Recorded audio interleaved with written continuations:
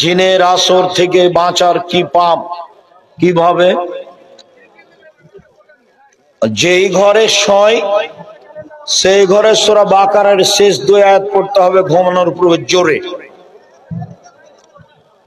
আর ইখলাস নাস আর ফালাক পড়ে গায়ে ফোঁক দিতে হবে বেশিক্ষণ ধরে, সকালে সন্ধ্যায় 5 মিনিট 7 মিনিট ধরে।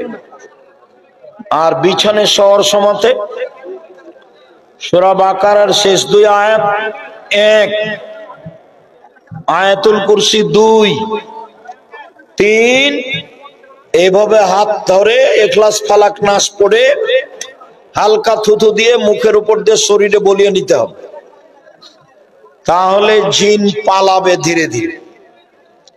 3টে বলা থাকলো, 3টে। 1 আয়াতুল কুরসি, 2 সূরা বাকারার শেষ 2 আয়াত, আর 3 ইখলাস ফালাক নাস।